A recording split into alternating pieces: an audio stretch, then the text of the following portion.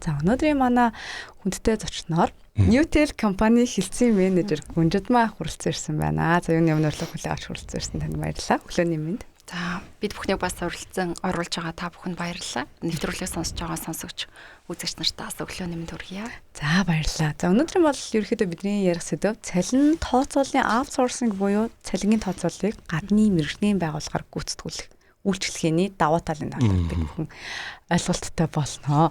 Таныг бас өөрийгөө танилцуулахын хажуугаар яг танай байгууллага ямар чиглэлээр ямар үйл ажиллагаа явуулдаг вэ байгууллагаа танилцуулна уу? Миний хувьд бол нэгтлэн бодогч мэргэжилтэй татварын мэргэсэн зөвлөх. За мөн менежментийн чиглэлээр бол суралцаад яг одоо Newtel байгууллагатай бол ингээд 9 дэх жилдээ бол ажиллаж байна. За байгууллагын хувьд гэх юм бол Mobicom корпорацийн охин компаниудын нэг бөгөөд 2008 оноос хойш байгууллагуудад цалин тооцооллын үйлчлэгээ хүргэсэн ийм 18 жилийн туршлагатай мэргэсэн хамт олон байгаа.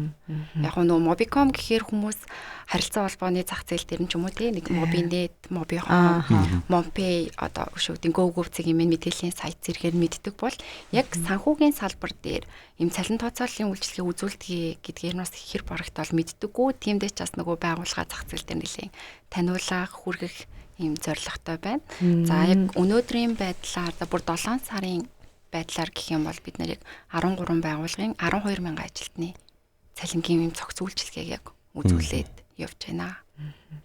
Цалин тооцооллын аутсорсинг буюу одоо энэ цалингийн үйлчлэг гэж яг юу юм бэ те? Тэгээд яг байгууллага өөрөө цалин бодохоос ер нь ямар ялгаатай байдгийг. Тийм яг нөгөө цалингийн аутсорсинг гэхээс өмнө ер нь аутсорсинг үйлчлэгээ гэдгийг ойлгочих юм бол яг ойлголтныг олчих гээд байна шүү дээ. Тэгэхээр аутсорсинг гэдэг маань тухайн байгууллага өөрийнхөө яг үндсэн үйл ажиллагаа буюу яг өөрсдийнхөө байгууллагын зорилтондоо чиглэсэн. За эсвэл нөгөө инновацлог дижитал шилжилт руугаа чиглэсэн үйл ажиллагаанда тухайн байгууллагын нөөцөө, хүний нөөц, санхүү, цаг хугацаагаа бол зарцуулаад яг мэргэжлийн үйл ажиллагаа шаарддаг, тусгай экспертиз шаарддаг үйл ажиллагаануудынхаа процессыг бүхэлд нь шилжүүлэхийг хэлээд байгаа. Тэгэхээр нөгөө зөвхөн цалин бол нэг юм тооцоол хийх үйл ажиллагаа биш болоод байна шүү дээ, тийм. За тухайн хүний цалин бол бодож байгаа нь дансруу гүйлгийг шилжүүлж чинь түүнтэй холбоотой бүх тайлангуудыг за тайлангийн ардаас гарч байгаа санхүүгийн бүртгэлүүдийг мэдээж одоо ямар зардал гараад байгаа тэр болгон санхүүгийн тайланд очиж нэгтгэгдэн тэр бүртгэлүүдийг нь за мөн цаашлаад удирдлагуудад зориулсан бүх одоо юм дата мэдээллүүдийг тухайн байгууллагын процесс яг энэ сар цалин тооцоолыг ямар явагдсан юм. Аль хэлтс дээр манайх зардал өндөр гараад байгаа. Бидгээд аль хэлтсийнхаа цалинг ер нь нэмэгдүүлэх шаардлагатай ч юм уу тийм. Зардлаа бууруулах хэрэгтэйгээд одоо ингэдэж штэ санхүүгийн тайлан дээр байгууллагын тайлан 10 үзүүлэлтээс 5-ыг л захирлыг харахад болно гэдэг шиг тэр олон нөгөө хүмүүсийн цалингийн задаргааг биш ерөөсөө нэгтгсэн нэг юм тойм дашбордыг л бид нараас удирдлагуудад бэлдэж өгöd байгаа байхгүй юу. Ингээд энэ бүх үйл ажиллагаагаа шилжүүлж чинь гэдэг маань өөрөө эрсдлийг хүртэл давхар шилжүүлж байна л гэсэн. Тайлагналтай холбоотой эрсдлээ, бүртгэлтэй холбоотой эрсдлээ. За тухайн ажилтнууд дээр ирж байгаа мэдээллийн эрсдлийг ч юм уу тийм ингээд ерөөсөө тэр нэг цалингийн бүхэл процессыг л мэддэг нөө мэрэгсэн баг хамтналанд нь шилжүүлээд байгаа юм л та. Энэ үйл ажиллагааг л бидгээд ерөөсөө аутсорсинг үйлчилгээ гэдгээр нэрлэдэг байгаа. Одоо өөртөө нэхлэн бодогчтой хүний нөөцийн ажилтнтай байхад яг юм цалин тооцооллыг ер нь юм цогц хөтөлбөрийг гадны мэргэжлийн байгууллагаар хийх нь ямар шаардлагатай юм бэ? Та түрүү эрсдлээ хүртэл хамт ингээд танай байгууллага руу шилжүүлж байна шүү дээ. Дэлхийн нийтийн жишээг ч гэсэн харах юм бол яг дэлхийн нийтэд бол яг юм цалин тооцооллын аутсорсингийн зах зээл бол маш том.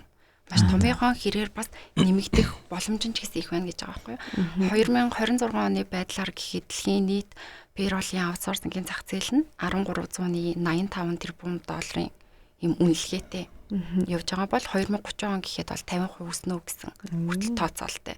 За яагаад дэлхий дээр хүртэл ингээд аутсорсинг үйлчилгээг пэйрол дээр илүү их аваа зах зээлийн эрэлт их байна вэ гэдгийг хараад үзэхээр хөдөлмөрийн тухай хууль, татварын тухай хуулиуд илүү нарийн төвөгтэй болж эхлэдэг байгаа. Инхээр илүү нэг хүнд даатгаж үлдээх биш яг тухайн хууль эрх зүйн байгууллагатай, хуулийн албатай, татварын мэргэсэн зөвлөхүүдтэй ч юм уу те энэ мэргэжлийн байгууллагын шилжүүлээд байна. Давхар пэйролын хилцээгаан байгууллага зардлыг бууруулах дээр одоо нэг 2 нэгтлэн 3 нэгтлэн байлгаснаас яг нэг бүх цогц үйлчилгээг авсан нэг байгууллага руу шилжүүл зардлаа бууруулах дээр. За мөн нөгөө одоо дэлхийн нийтээр AI руу цахим шилжилт рүү шилжээд эхлэнгүүт технологитой клауд систем рүү ороод байгаа учраас хүний нөөцийнх нь бодлого хүртэл өөр юм дижитал хүний нөөцийн мэдээлэл хадгалагдах систем төрлийн дижитал болж байгаа үед бол байгууллагын дата мэдээллийн тасралтгүй үйл ажиллагааг хадгалан авч үлдэх гэсэн зорилготойгоор бас ийм шилжилт байгаа. Монголын зах зээлийн хувьд гэх юм бол яг payroll-ийн аутсорсинг бол тийм бүрэн түвэн дэлгэрээгүй, бүрэн хөгжөөгүй. За манай байгууллага байна, бас нэг хоёр байгууллагууд бол бас байгаад байдаг. Ингээд дөнгөж юм хөгжиж буй гэдгээр нэрлэж болох үе тийм зах зээл байгаад байгаа. Ингэхээр яг энэ аутсорсинг дээр өгсөн давуу талын гээд аваад үзэх юм бол за байгууллага болгон санхүүгийн албатай. Байгууллага болгон нэгтлэнтэй. За бүр цалингийн нэгтлэн гэж байхгүй ч гэсэн тооцооны нэгтлэнгууд тэр хүний цалин бол гаргаад байдаг. Гэтэ энэ юурөөсөө юм хүн дээр төвлөрөөд байгаа буюу тухайн байгууллага хүн байна уу байхгүй юу гэдэг асуудал биш болчиход байна л да. Нөгөө цалин гэдэг маань өөрөө хамгийн тасралтгүй процесс тухайн байгууллагын. За мөн тухайн байгууллагын ажилтан оршин тогтнох хамгийн суур зүйл нь цалин дээр явж байдаг штэ.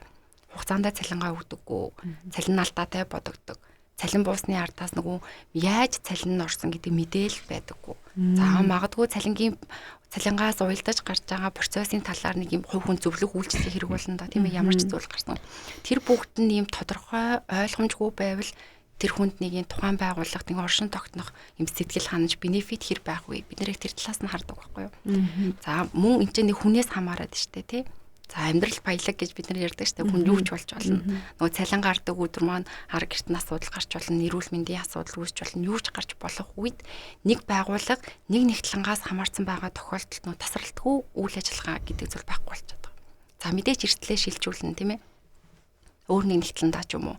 За нэг өөр санхүүгийн алба руу гаргахад энэний ард явж байгаа хамгийн том эрсдэл нь өөрөө мэдээллийн аюулгүй байдал хувь хүний нууц гэж ороод ирдэг. За зэрэгцээ сууж байгаа та бит хоёрын цалин нэг албан тушаал хэрнээ өөр байдаг тийм үү байгууллагуудад. Би өөрөөсөө өөр хүний цалин ер нь бол мэдэх ёсгүй шүү дээ. Ингэжээдэл нөгөө цалин өөр нэгтлэнгаар шилжүүлээ бодох өөр хэсэг рүү өхөн өөрөө тэрэг хувь хүний нууцын мэдээлэл ороод ирж байгаа. Задраад байна тийм. За тэрнээс гадна өөрөө цалин гэдэг маань хамгийн байгууллагын эмзэг, мэдрэмтгий мэдээллүүдийг агуулж яадаг. Буюу хувь хүний регистрийн дугаар, нас, хүйс. За бүр цаашлаа тэр хүн ямар өвчнөөр өвдөж байгаа. За ар гэрт нь ямар гачигдал гараад тэр хүн гачигдлын тэтгэмж авч байгаа буюу тэр хүний амьдралынх нь бүх түүхэн мэдээллийг нь дата болгоод хадгалаа явж байгаа байхгүй. Ийм учраас байгууллагт мэдээлэл задрах, за байгууллагын сөрөг соёл үүсэх нөгөө хэл яриа шуум гарах тий үг хэллэг гарах. Энэ бүх зүйлээс сэргийлж байгаа хамгийн том зүйл нь бол нэгдүгээр шилжүүлэх. За хоёрдугаарт гэх юм бол тооцооллын үнэн зөв байдал гэдэг зүйл орж ирж байна л та. Нөгөө түрүүн хууль бид нар ингээд маш өөрчлөгдөж байна гэж яриад байгаа. За Монголын зах зээл дээр бодоод үзэхэд одоо хэдүүлээ 27 оны 1 сарын 1-ээс бүгдээрээ хоотоо өөр өөрөөр тооцдог. Одоо ч өөр байгаа шатлалтай. Гэтэл нөгөө 1 сая төгрөг хүртэлх цалинтай хүн байх юм бол татвар авахгүй өгчих юм байна. За хэрвээ би 2 саяын цалинтай байх юм бол 1% татвар төлчих юм байна. Бусд нь 10% төлнө гэдэг ойлголт бас маст байгаа тань л та. Энэ юурөөсөө тийм ойлголт биш болчихж байгаа. Чи хэдэн төгрөгнийч цалинтай хийж болно. 5 сая төгрөгтэй байлаа гэхэд 2 саяд 1% аваад үлцэнгээс нь 10% авна. За жилийн эцсийн тайлан болдог тийм үү хүмүүстэй. Гэтэл байгууллага болгон жилийн эцээр бүх ажилтнанд тус бүр дээр хувь хүний орлогын албан татврын тайлан илгээнэ. За ингэхдээ нөгөө шатлалт гэдэг зүйл орж ирдэг. Та 120 сая орлого хүрж гэнэ үү? 150 хүрж гэнэ үү? 180 хүрж гэнэ үү? Эндээс нь эхлээд тус бүрд нь нөгөө хууль эрх зүйн нийцэлтэд нийцүүлсэн тайлан гаргах хэрэгтэй болдог. За энийг бол яг хүмүүс бодож байгаа шүү дээ. Нэгтлэн болгон л хийж байгаа. Манай компани тайлан гараал байгаа гэж боддог. Гэхдээ тэрний үнэн зөв байдал нь өнөөдөр гардаг байхгүй юу? Алдаа гардаг. Одоо цалин гэдэг чинь өөрөө за би одоо 18 настай ажил. За 22 настай ажилд орлоо их сургуулаа төгсөөд.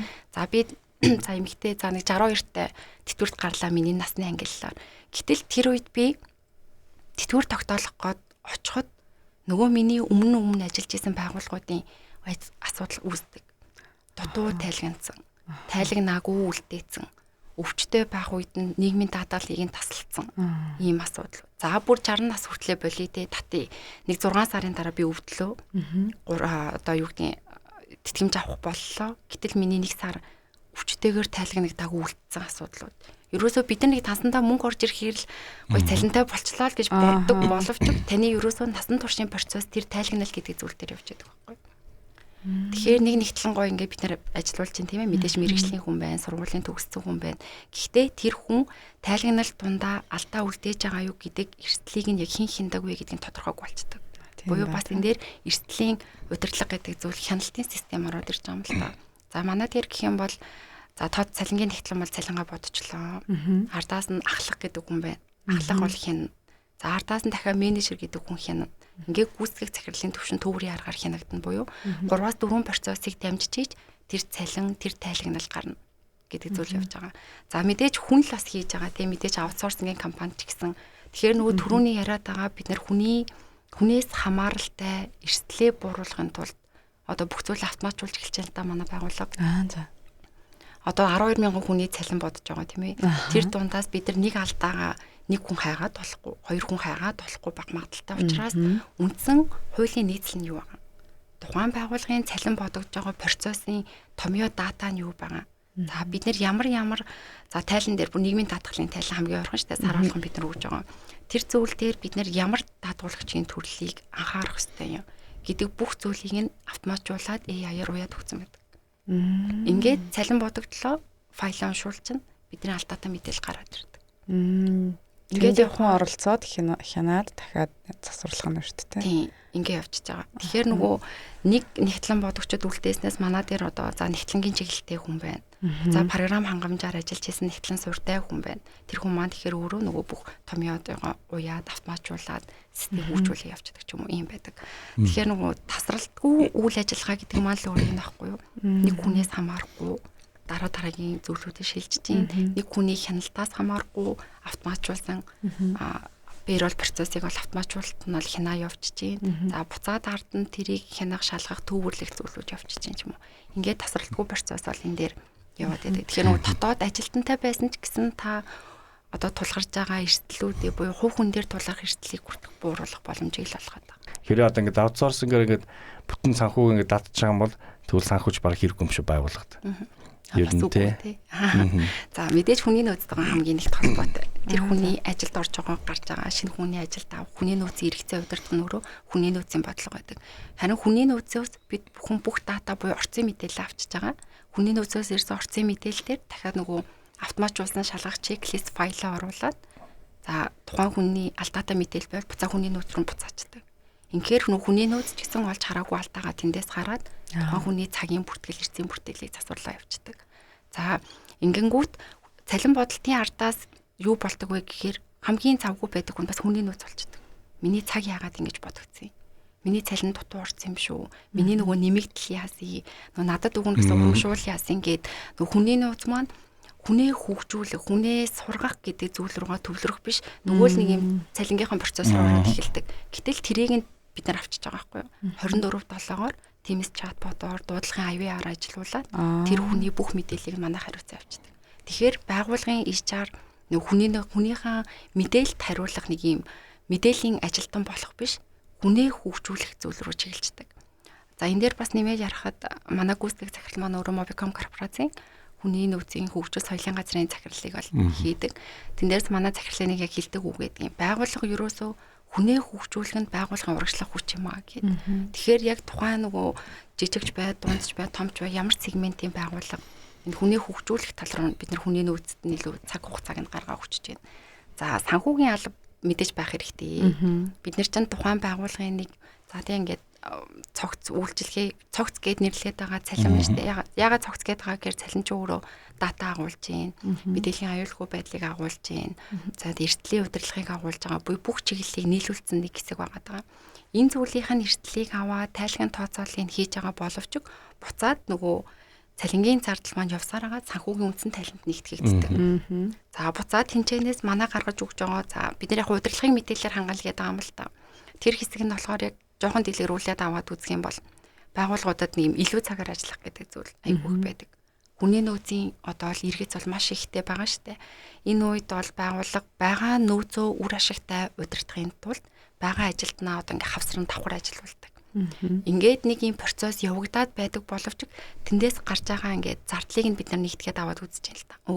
Хоёр хүнийг хавсран ажилуулж ахаар үнэхээр боломжтой бол нэг хүнийг шинээр энэ албанд томилоод head count-ыг нэмээд өгчих юм бол танай байгууллагын зардал бурах гэдэг юм чинь. Иймэрдүү нэгтгэгдсэн мэдээллийг нөхөр тэр нөгөө нийт баажтыг нь хариуцсан санхүүгийн алба болчиход байгаа байхгүй бас. Тэгэхээр ерөөсөө санхүүгийн албатай, гүйцэтгэх захиралтай, хүний нөөцтэй л хамтарсан яг дандаа үйл ажиллагаа явуулдаг. Та нар хэллээ л дээ цалингийн мэдээлэл чи өөрөө тухайн хувь хүний санхүүгийн болоод хувийн нууц тий. За бүр цаашлаа танай байгальтай хамтрахаар байгуулгын бас ингээд ийм хувь нууц болчихдог байхгүй. Тэгэхээр энийг мэдээж эдгээр мэдээллийг аюулгүй байдал нууцлалыг нь маш сайн хангах хэрэгтэй байх. Энэ тал дээр танах яаж ажилтдаг вэ? Хэр найдварт тавиал гэсэн үг юм да. Яг цалинчуур хамгийн эмзэг мэдрэмж мэдээллийн аюулгүй байдлыг шаардаад байна шүү дээ. Тэгэхээр яг байгууллагын мэдээллийн аюулгүй байдлыг хангах олон улсын стандарт буюу ISO 27001-ийг Mobicom корпорац даяараа хэрэгжүүлдэг. Энэ нь зөвхөн Mobicom-ийн охин компани буюу манай Newtel ч юм уу тий. Mobicom-ийн ажилтнуудад ерөөсөө хамааралтай биш. Манайтай гэрээ хийж байгаа тухайн бүр байгууллагын нууц. Энэ байгууллагт хамаарж байгаа бүх ажилтан албан хаагчийн нууц. Буцаад энэ байгууллагын одоо мэдээллүүд буюу аргачлал, бодлого, журам, цалин хүсний дүүрэм одоо юу байх юм те тэр бүх зүйлийг нь хамгаалдаг буюу бид нэр цалин ботхоос хамгийн нэн түрүүнд нь энэ мэдээллийг хинээс авах юм. Энэ мэдээлэлд хэн хандах эрхтэй юм. Энэ мэдээллийг бид нэр хэн рүү дамжуулах боломжтой юм. Хэрвээ дамжуулах явцад эрсдэл үүсвэл хэрхэн бууруулах юм бэ гэдэг дээр яг нөгөө үндсэн бүр корпорацийн хэмжээнд мөрдөгж байгаа ISO 27001-ийн дагуу явдаг буюу сар болгон тогтмол мэдээллийн аюулгүй байдлын сургалт шалгалтыг өгөөд явж идэг. Иймдээч нөгөө манахаас гарч байгаа мэдээлэл зөвхөн эрх бүхий нэрлэгдсэн хүнлүүл мэйл явах тохиолдолтой ч юм уу. Тухайн мэйлийн пассворд за удирдлагад зориулж байгаа мэдээлэл зөвхөн тэр гүйцэтгэх захиралтуу санхүүгийн албаны захиралтуу зөвхөн тэр хүний мэйлийг тохируулсан байдлаар явдаг ч юм уу. Хэрвээ тухайн нэг ажиллаж исэн ажилтан ажилласаа гарна тийм ээ манайхтай хамтарч байгаа. Тэгэх юм бол тэр хүн дээр ерөөсөө дата мэдээлэл хадгалагдахгүйгээр үлддэг буюу дандаа юм шеэр байдлаар явдаг л гэсэн. Нэг хүн бисийн дээрээ ерөөсөө татаж аваад нэг хүний нууцыг хадгалаад авахгүй. Гэртээ хараад компьютероо дэлгээл нэг гэрийнхэндээ харуулгач боломжгүй. Уцаараа бид нэр ямар ч мэдээллийг одоо бүр хамгийн нарийн гэх юм бол скриншот хийж авах боломжгүй байдаг. Бүр ийм нарийн деталлаар нь ажилдаг учраас мэдээллийн аюулгүй байдал талдаа бол хамгийн ихтгэлтэй байх боломжтой. Ер нь тухайн байгууллагын дийлэгтэг гаргаж байгаа алдаанууднаас юу байна гэж та харж байна. Манай дээр байгууллагууд ерөөсөө цалин бодоод өгөөч гэхээсээ илүүтэйгээр зөвлөг үйлчлэгээр рүү хандаж эхэлж байгаа. За хамгийн ойрын жишээ гэвэл сая өмнөх 7 хоногт эмнэлгийн байгууллагатай уулзалт хийлээ. Тэн дээр гэхээр манай цагийн систем болохгүй байна гэдэг зүйл байна. Бид нэр яаж цагийн системээ илүү зөв оновчтой болгох вэ? За ингээд нэг сарын одоо 15:30 ч юм уу тий 3:18-нд янз янз цалин бууж байна. 2 удаа цалин ингээд цагийн нэгтгэлийг аваад бодоод туусахаар ерөөс асуудал үүсээд байна. Ингээ асуудлаа хөөхөд харахаар бодолтондоо байна уу гэхээр бүр орцын хэсэг буюу эрцийн мэдэн дээр алдаа гараад байна. За нэг үнцэн ажилтнтай тий тэр эмнэлэг гэтэл нөгөөх маань дуудлаганд явцдаг ээлжээр. Эсвэл хүний гараанд гардаг. Энэ бүх зүйлүүдийг бид нэг цалингаар бодоод байсан чинь энэ нөр алдаатай юм шиг байна гэж байгаа. Мэдээж тэр бол алдаа штэ тий. Би үнцэн ажиллаар ажилласан цалингаа аммаар байна. Гараанд гарч байгаа бол гарааны цалингаа аммаар байна. Нэг хүн дээр хідэн ч төрлийн аргачлал байх боломжтой байдаг байхгүй. Тэрийг нь нөгөө байгууллагын онцлогтод тааруулаад уяад аргачлал томьёог нь гаргаад хүчих юм бол цалингийн процесс зүг болох гэдэг. Тэгэхээр хамгийн ихнийхэн зүйл бол эрсдэлтэй холбоотой мөн цалингийн нэг хүний шилжин ажиллаж байгаа цалингийн процесстэй холбоотой асуудал гардаг. Одоо манай тэр групп компаниуд их байна л да. 4000 5000 ажилтнтай. Тэн дээр хамгийн их гардаг зүйлүүд юу вэ гэхээр нөгөө хилтэс тасаг болгоны цалин бодох процесс өөр. Офисын ажилтнууд нэг өөр, ээлжийн ажилтнууд нэг өөр, дэлгүүрийн ажилтнууд нэг өөр, үйлдвэрийн ажилтнууд нэг өөр. Ингээд өөр процесстэй байгаа учраас нөгөө нэг хоёр нэгтлэн дээрээ бүх процессыг юм учрыг олоо гэж үлдээчихэд тэр жуур асуудал болоо дунд нь алдаа үсээд гараад эхэлдэг. Бас нөгөө програм хангамжийн асуудлуудаас байна л да байгууллагуудад Excel дээр боддог компани байна. Гэтэл нөгөө Excel дээрээ нэг хүний дөрвөн янзаар яаж бодох уу гэдгийг бас яг юм мэдээллийн асуудлууд бас гараад эхэлдэг. Энэ зөвлөлүүд маань буюу эрцээсээ нэмэгдлээсээ гардаг. За тэгэнгүүт бас нэг зарим байгууллагууд танах манай тайлгнлын үйлчлэгийг авах уу гэж хандж байгаа. Одоо удаан ажиллаж байгаа байгууллагууд. Яадаг вэ гэдгийгүүд бас нөгөө нэг тусдаа зардлын бүртгэл хийлгээл яваад байдаг. Нэг нэгтлэн авдал нэгтлэн тогтохгүй гэдэг асуудал байна. Нэг хүн сургаал нэг 2-3 сар болж идэл гарчин дахиад нөгөө хүнээс сургах асуудал байгаа учраас танах зөвхөн ийм payroll-ын авцорсон үйлчлэгээ болоод бусад дагалдах үйлчилгээнээсээ илүү бүр юм санхүүгийн тайлгын тал гаргадаг компани болох боломжтой юу ч юм уу. Бас нэг зах зээлд хэлээд байна шүү дээ. Энэ өөрөө юу хэлж байна гэхээр ард нь нөө ихтгэлцэл яваад байна. Итгэл найдвартай компани байгаад байна гэдэг зүйлүүд яваад байна. Таны ингээд санснаар ингээд ямар төрлийн байгууллагууд одоо цалин таацлын аутсорсинг одоо хамгийн тохиромжтой байдаг. Одоо жижиг дунд бизнес юм уу эсвэл том корпорац юм уу за эсвэл хуваарь хийдэг бас 1 2 3 нэг хамаатан сад нэг ах дүүстэй тийм бас компаниуд бас байдаг шүү дээ тийм ээ. Тэгэхээр яг ямар төрлийн байгууллагууд ер нь бол танаа одоо энэ үйлчлэгийг авал одоо тохиромжтой бай. Яг тэр гэж бол хязгаарлагдахгүй байгаа манайх.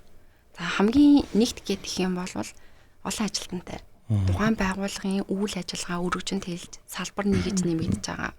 Салбар нэгж нэмэгдэхийн хэрээр саяны хэлсэнчлэн цалин тооцооллын цалин хөдөлмөрийн хөлснийхэн журам нь өөр бодогдож байгаа буюу групп компаниудад бол хамгийн түрүүний тас авах боломжтой байгаа даа. Тэгэхээр нөгөө хилтэс хилцийн датануудыг нэгтгсэн нэг тайлан гаргахаас эхлээд процесс болгоно өөр байлгамаар байдаг. Гэтэл нэг санхүүгийн албан дээр байгаа журманд уягдахгүйгээр бид нэр ажилламаар байна гэвэл болж байгаа. Хоёр дахь нь гэх юм бол яг юм хүнээс хамаарсан компаниуд нэгтлэн тогтохгүй ороод гараад идэг. Эсвэл нөгөө авсан нэгтлэн жоохон нөгөө хуйлзан хүрээнд мэдлэгийн дутуу ч юм уу. За магадгүй зөвлөх үйлчлэгийг эрсдэл таарахад тэрийг удирдах чадвар дутуу ч юм уу. Нэг юм хүнээс хамаарсан компани байгаад үргэлж цалингийн хилцээр зардлын хилцэн ингээд асуудал үүсээд байгаа компаниуд. За аутсорсинг үйлчлэгийг авч болж байна. За мөн дүнгийн шинээр байгуулагдж байгаа компани. Бид нэр ерөөсөө л энэ гой хүнээ тогтоомоор байна, гой соёлыг хөгжүүлмээр байна, ажилтнууд сэтгэл ханамжтай баймаар байна гэж их бодож байгаа буюу процессоо анхнаас нь тасралтгүй, хяналттай үйл ажиллагаагаа шилжүүлэе гэж байгаа компаниуд маань энэ аутсорсинг үйлчлэгийг бол авах боломжтой байна. За яг нь 1-2-ороо нөгөө ингээд гэр бүлийн компани байгуулсан хүмүүс байна. Тэр компаниуд маань бас энэ дээрс ард нь зардал үйлчлэгээний төлбөртэй л үйлчлэгээ явагдаж байгаа. Тэрийг тооцож бол яг шулуух хэлхий шийдэх хэрэгтэй. 2 хүний цалин тавьдаг, 2 хүний тайлан илгээдэг бол заавал зөвлөх үйлчлэгээ тэр компанид хэрэгтэй. Сургалт авах хэрэгтэй юу? Яг энэ нөө сургалт зөвлөх үйлчлэгээ манай бусадаас чиглэл рүү орох нь л доо дэлгэрүүлж харуулдаг.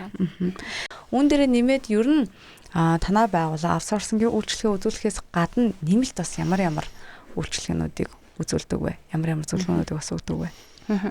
Би тэгэхээр ерөөсөө юм цалин гэдгийг нэг юм тогтмол сард 2 болдог процессыг нэг удаагийн хийгээл дуусгах ажил гэж юусаа хардаггүй. За нэг сард 2 гэдэг дээрээс нэмээд хэлэхэд бид нар 2023 оноос эхлээд Монголд анх удаагаас weekly цалингийн системийг нэвтрүүлэн ажилласан буюу 7 хоног болгон цалин олгох систем. За манай байгууллага дээр бол хэрэгжиж явж байгаа. Одоо хамтарч байгаа байгууллагууд дээр. Тэгэхээр нөгөө сард 2 удаа хүлээх биш 7 хоног цалингаа авлаа. Ажиллаад цалингаа авлаа гэдэг процесс бас явагдаад байгаа. Үүнтэй холбоотойгоос бид дараагийн чиглэлүүдэд нэлээд харж ажилласан. За энэ юу вэ гэхээр ерөөсөө тасралтгүй процессыг бид нэр яаж илүү үр ашигтай, үр өгөөжтэй хамтран ажиллаж байгаа байгууллагатай яаж илүү юм сэтгэл ханамжийг уртын хамтын ажиллагааг үүсгэх вэ гэдгээс хараад үзэхээр за тооцоолол хийж чинь гүйлгээ гараад за тайлхан хийж чинь. Тайлантай холбоотойгоор бид аудитын хяналт шалгалтанд ороо явчих чинь, татварын шалгалтанд ороо явчих чинь. Ингээд буцаад удирдлагуудыг болон ажилтнуудыг тайлан мэдээлэлээр хангах гэдэг зүйлийг бас хамгийн сүүлд нь бол нэмэлтээр хийгээд байгаа. Өмнө түрүүн хэлсэн шүү дээ удирдлагуудад мэдээлэл өгнө гэдэг. Гэхдээ давхар нөгөө санхүүгийн алба HR руугаа бас бидгээд мэдээлэл өгöd байгаа. Тэр нь өөрөө мэдээлэлээр хангах гэдэгт нь юу багтаад байгаа юм бэ гэхээр энэ сарын цалингийн процесс дээр ямар гомдол санал орж ирсэн. Бидэд нөгөө сар болгон нийт ажилтнуудаас юм сэтгэл ханамжийн судалгаа авч өгöd байгаа юм л та байгууллагатаа. Давхар нөгөө судалгааныхны ажлыг хийж гээд байгаа гэсэн. За нийт ажилтнуудаас ийм санал хүсэлт байгаа юм байна. Энийгээ илүү сайжруулах хэрэгтэй юм байна. За процесстай, хандлагатай, харилцаатай холбоотой хүмүүс ийм санал шүүмжийг хүссэн байна гэд хүний нөөцөд нь өгч байна. Буцаад санхүүгийн албанд болохоор юу гэж байна вэ гэхээр цалингийн циклтэй холбоотой зөвлөд байвал за цалингийн дүнтэй тийм ээ нийт өөрийнх нь авч байгаа цалин гаргачлал журамтай холбоотой асуудлууд байгаа бол тэр болгоныг нэгтгээд буюу нэг юм удирдлагын тайлан мэдээлэлээр хангахтай холбоотойгоор юм зөвлөх үйлчилгээнийхаа суурийг бас бидгээд хамгийн анх өгч эхэлсэн. За ингэнгүүт 7 хоног болгон тэр байгууллага процесс аваад эхэлж штэ. Энэ процессыг сайжруулах хэрэгтэй юм байна. Энэ дээр танахаас ямар зүйлийг олж харж ийнэ вэ гэдэг юм зөвлөх үйлчилгээг суурийг гаргаад ирсэн. Ингээд бидгээд зөвлөх үйлчилгээнээс өмнө сургалтын үйл ажиллагаа байх хэрэгтэй байна гэж харсан. За сургалтын үйл ажиллагаанд нь юу байх юм бэ гэхээр нөгөө ойлгомжгүй яаж цалингийн бодоод байгаа. За гэтэл нөгөө байгууллагын салбар нэмэгдэх, үйл ажиллагаа өргөжих гэж ярьсантай холбоотойгоор цалин хөлсний журам нь өөрчлөгдөд эхлэнгүүт нэг юм шууган гаргаад эхэлдэг байгууллагууд олон ажилтнтай дотор. Ингэж буруу бодоод байгаа юм биш үү? Тэгээ хүмүүсийн нэг байдаг шүү дээ. Миний одоо хөдөлмөрийг мүлжөөд байгаа юм биш үү? Яагаад дутуу өгөөд байгаа, танаа байгуулах идээд байгаа юм биш үү? Нэгтлэн чинь буруу бодоод байгаа юм биш үү гэд нэг юм сөрөг соёл гаргаад эхэлдэг. Энэ үед нь бидгээд яг сургалт орох хэрэгтэй юм байна. За сегментээр нь хуваая. За нэг цагийн ажилтнуудад нэг оръё. За дунд төвчний удирдлагуудад нэг оръё. Яг шийдвэр гаргаад байгаа хүмүүст нэг оръё. За буцаад нөгөө яг тооцоол хийдэг хэсэгт нэг оръё ч юм уу. Ингээд нөгөө байгууллагын бас мэдээллийг хүргэх гэдэг чиглэлээр сургалт орж эхэлсэн. Одоо нэг шинжилэлт үеийн бид нар яг энэний үр дүнд та нарт юу хүлээгдээд байгаа. Нэг компани чинь нэг юм ашиг олохгүй бол та хэдийг нэг шуулгах гад процесс өөрчлөөгүй юм байна. Ард нь яг ийм зүйл явж байгаа гэдгийг нэг сургалт орж байгаа. Хоёрт нь яг хүмүүс өөрсдийнхөө тооцоолт дээр маш их юм асуудал үүсгээд байдаг учраас нэг 2 сардаа нэг удаа ч юм уу 3 сардаа нэг удаа ч юм уу шинээр орсон ажилтнууд нь зориулаад цалин ингэж бодогдгийн шүү. Тайлан ингэдгийн шүү гэдэг. Яагаад ийм сургалт орох болсон бэ гэхээр манайх руу ингэ дуудлага орж ирж байгаа. За. Яагаад миний татварыг сард 2 удаа аваад байгаа гэж хүмүүс хэлсэн. Урьдчилгаа цалин дээр татвар авсан биз дээ. Тэс сүүл дээр дахиад яагаад татвар аваад байгаа. Энд чинь сард 1 л удаа авдаг юм уу? Гэдэг зүйлийг амар их орж ирдэг шинэ хүмүүс. Тинтээ одоо насны л хүмүүс байна шүү дээ. Дөнгөж төгссөн хүн байна. 50 гарсан, тэтгэвртэй гарч ажиллаж байгаа. Би тэтгэврт гарсан байхад яагаад надаас нийгмийн даатгал аваад байгаа. Ингээд хүмүүс ороод ирдэг. Тэгэхээр тэр бүгдийг нөгөө ойлгуулах сургалтыг орж эхлэх юм байна гэж бид нэр сургалтын үйлчлэгийг бол за одоо яг орж эхлээд нэг жил гарсан болж байна. Бас манай шинэ чиглэл байгаа даа. За үүний дараагаар зөвлөх үйлчлэгээ гэдэг зүйл байх хэрэгтэй юм байна гэж хэрэгцээгээ тодорхойлсон. Яагаад энэ хэрэгцээ гарч ирсэн бэ гэхээр хүмүүс тэтгэврт гарахтаа орж ирдэг. Би тэтгэврээ тогтоолох гэсэн юм. Одоо миний тэтгэвэр хэд тогтоох юм бэ? Би ямар бичиг баримт бүрдүүлэх юм бэ? Нийгмийн даатгалын одоо дэвтэр гэж байхгүй болсон шүү дээ. Гэтэ тэтгэврт гарч байгаа хүмүүст бол яг хэрэг болоод байгаа. Дэвтрээ авсан чинь миний бичил дутуу юм байна. Эдрийг яах вэ гэдэг ингээ ороод эхлэнгүүт бид хэд за бүр дотгош нь мэрэгшээд тэтгэврийн зөвлөх үйлчлэг бай. Тэр хүмүүс тэтгэвэр тогтоолох бүх процессыг бид нар хариуцаад явъя. Зөвхөн тэр данс нийлгэх ч юм уу яг хүүхэнтэй холбоотой зүйлэл тэр хүн хизээ тэтгэврт гаруулыг зөв багын. Тэтгэврт гарсныхаа дараа ажиллаж байгаа нөхцөл нийгмийн даатгал төлдөг байхгүй юу? Ингээд төлж явж байгаа жил болгон нэмэгдэл аваад явдаг. Тэтгэврээ нэмүүлээ явдаг. Ингээд энэ нэмэгдэл дээр нь бид нэр зөвлөхөө хийгээд тэтгэврийн зөвлөх үйлчлэгийг бас яг за өмнөх жилийн 4 сараас гэр бас яг жил гарна л болж байгаа юм байна. Хэрэгжүүлээд явж гин. За хувь хүндээ чиглэсэн зөвлөх үйлчлэгээнүүд гэдэг юм бол жил болгоны 2 сард нөгөө бид нар тайлан хэлгээж байгаа шүү дээ хүмүүний орлогын. Тэгэнгүүт сургалтын төлбөрийн буцаалтаа амаар байна. Орон сууцны буцаалтаа амаар байна. Хүүхдийнхээ мэдээллүүдийг явуулах гэсэн ингээ ороод ирдэг. Энэ дээр нь бид нар бас ажиллаад өгье. За тэр нөгөө чаддаг хүндээ бол амар юм шиг боловч чадахгүй хүнд бол юм тулцсан ажил болоод идэв шүү дээ. Тэгэхээр нөгөө байгууллагынхаа нэгтлэн гуйх уу, хэнийг гуйх уу гэхээс илүү хандж байгаа хүн болгонд энэ зүйл дээр нь бас ороод өгье. За тэгэнгүүт байгууллагуудаас бас юу гэж ордог вэ гэхээр үйлдвэрийн байгууллагууд дээр нэлээд гардаг. Нөгөө үйлдвэрийн осол гэдэг зүйлүүд гараад эхэлдэг. Ингээд үйлдвэрийн осол гарсан үед мэдээж даатгуулагч бол үйлдвэрлэлийн осол мэрэгжлийн шалтгаалс өвчний тэтгэмж аавна. Ингээд тэгэхээр нөгөө хабын дүгнэлт байх хэвээр, эмнэлгийн дүгнэлт байх хэвээр. Тэр нь нөгөө байгууллагаар дамжаад ороод ирэхээрээ ингээд 3 талын юм асуудал үүсээд эхэлдэг. Тэгэхээр за энэ чиглэлээр бид нар ажиллая. За бүр шаардлагатай хуулийн зөвлөгөө өгөх мэдээж маргаан үүсэн тийм ажилтай ажил олгогч хоёрын хооронд энэ тохиолдолд хуулийн зөвлөх үйлчлэг авах болно. Бидний яг тайлгнаж байгаа процессууд, тэтгэмжийг нь бодож байгаа дүнгууд яг зөв үү гэдгийг бид нэр яг Үндэсний Мобиком корпорацийн хуулийн албатайгаа хамтран орчдөг. Татвар нийгмийн шалгалт, даатгалын шалгалт ороод ирэхэд бид нар бас өөрсдийнхөө хийсэн зүйлийг хамгаалах тайлбар тавих шаардлага гарна. Энэ бүгд дээр хуулийн албатай хамтарч байгаа учраас ажилтандаач бай, үйлчлэгээ авж байгаа байгууллагатаач бай, зөвлөх үйлчлэгээ өгөхдөө ерөөсөө бүгд хуулийн албатай хамтарсан процесс явагддаг. За тэгэнгүүт байгууллагууд ингэдэг. За манайх юм шинээр нэг хөтөлбөр эхлүүлж байна. Ийм одоо хуримтлалын сантай болж байна ч юм уу. Энэ тохиолдолд бид нэр цалингаар л дамжиж тэр хүнээс сууддаг гэдэг шүү дээ. Суудгал хуримтлалын сан учраас ингээд орохоор тайлан дээр яаж тусах вэ? Нийт санхүүгийн тайлан баланстай яах вэ? Чөлөөлөгдөх орлого үгүй юу гэж ороод ирдэг. Энэ үед нь яг бид хэд илүү зөвлөх гэхээс илүүтэйгээр яг татварын мэргэжсэн зөвлөхүүд тэр нэг татварын мэргэжлийн зөвлөх нийгэмлэгтэй хамтарч байгаа учраас тэнцэнээсээ зөвлөхүүдтэйгээ ингээд чиглүүлээ цаг товлоод өгчдөг. Яаж тайлан балаасандаа тусах юм? Яг энэ чиглэлийг яаж оруулж ирвэл татварын шалгалтын дээр бид нар асуудалгүй байх юм бэ гэдэг илүү мэргэжлийн зөвлөгөөг ингээ холбоод өгчдөг буюу бид нар л нэг энд ажиллаж байгаа нэг 10 гаруй хүн зөвлөх үйлчлэгээ үзүүлэх биш, хуулийн хэлцтэй, татварынхантай, нийгмийн даатгалын ерөнхий газраас нь сургалтыг нь хүртэл авч өгөөд ингээд мэдээлэлээр хангаад буюу зөвлөх үйлчлэгээ нэлээд үзүүлээ явж байгаа. Тэгэхээр нөгөө нэг л удаагийн нэг юм тоол боддог процессыг илүү өргөжүүлэх байдлаар буюу магадгүй зах зээлд хилэгдээд ирэх үед яг нэг хувь хүн хинээс зөвлөгөө авахаа мэдэхгүй үед нэг хуулийн зөвлөгөө авдаг шиг ирээс санхүүгийн зөвлөгөө авдаг. Энэ байдал руу үйл ажиллагаагаа нэлээд тэлж ажиллахыг зориод бол хэрэгжүүлээ явж байгаа. Тэгэхээр одоо Newtel компани өөрөө яг одоо хүний нөөцийн үед бол яг хідэн бас ажилтнаа байдیں۔ Магадгүй одоо ингээд та ингээд ажлаа ингээд аваад явчих шүү дээ тий. Яг хоо ингээд эрсдлээ бас харж байна тий. Байгууллагаас эрсдлээ харна. Олон байгууллагууд та хэд ингээд харьцаж ажиллаж байна. За та хэд өөртөө ачаалаа дийлж ажиллаж чадах уу? Гэгэнд одоо бид нар өөртөө ингээд дараа нь ингээд амар томоо эрсдэлд орчих магадaltaй юм байна шүү дээ гэж бас тэгж хажуунаас ингэж харагдж байна л да. Тэр яг тэр талаас асуумаар байна. За бүтцийн хувьд гэдэг юм бол бид нар бас харьцангуй цомхон. За гүйцэтгэх захирал, менежер, 2 ахлах нэгтлэн, за тооцооллын 6 нэгтлэнтэй ажилладаг. Тэгэхээр за яг тооцоол хийж байгаа 8 хүн дээр 12,000 ажилтны цалин хуваагдаж байгаа.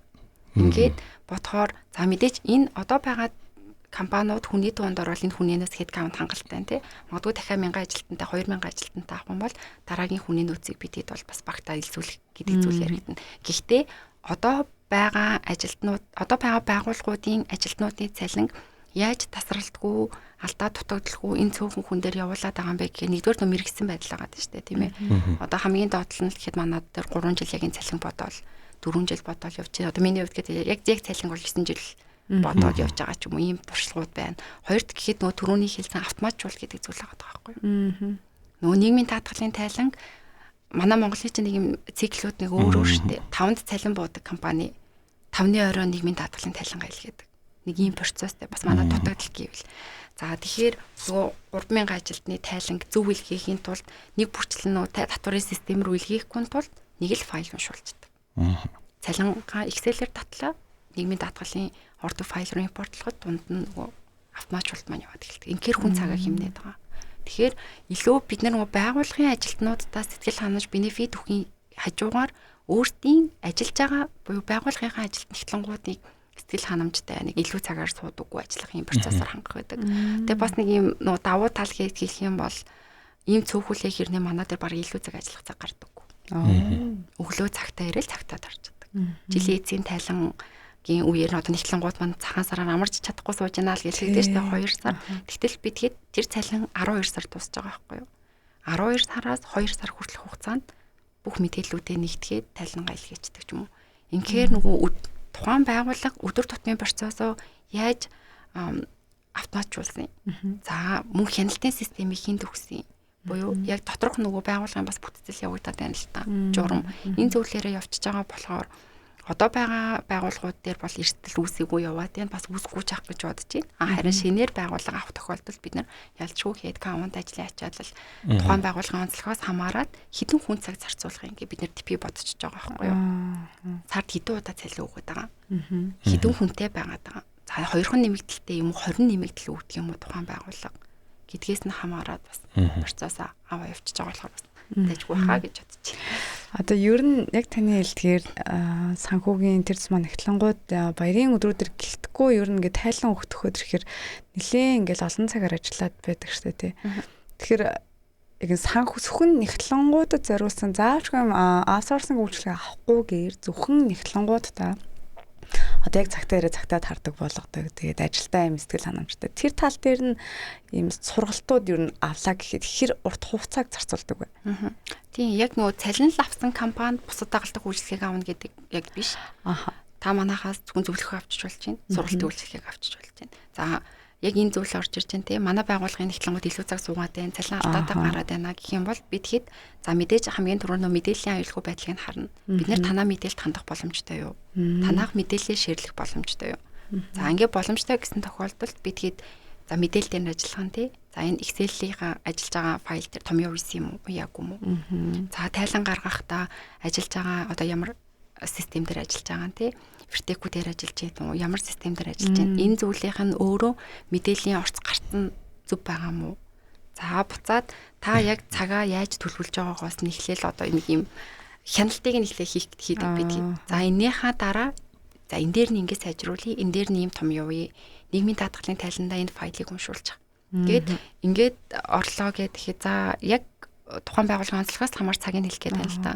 За цомхон байгууллага байх юм бол нэг 4 цагаар 2 удаагийн сургалт авчдаг ч юм уу. За эсвэл 2 удаагийн цалин дээр 8 цагаар хамтраад ажиллаад цалингаа гаргаад нэг процессоо чигдрүүлждэг ч юм уу. Ийм байх боломжтой. Тэгэхээр яг бас хүмүүс хандахтай ингэдэг юм. Танах ямар үнэтэй юм бэ гэж асуудаг. Сургалтын хідэн төгрөгийн манайх цалингаа өгье гэвэл нэгтлэнгийн цалингаар танаа байгуулга болох юм уу ч юм уу. Ингээд ордог. Энэ ерөнхийдөө нэг нийтлэг бол суур за танах хідэн төгрөг гэхгүйгээр нэг нийтлэг манайх бас суур үнэтэй. Гэхдээ корпорацийн Mobicom корпорацийн хэмжээнд батлагдсан цалин тооцооллын үйлчлэгийг бодох төлбөрийн юм манайх чагсаалттай. Яагаад гэхээр бид нар ч бас өөрсдөө жилийн эцэс шалгуулдаг шүү дээ. Нэг компаниг нэг багаар бодчихвол яг адилхан компаниг өндрөөр бодох боломжгүй. Манай байгууллага өөрсдөө бас өмшилжилтийн тайлан гэж илгээж байгаа. Адилхан татварт аудитд орж байгаа.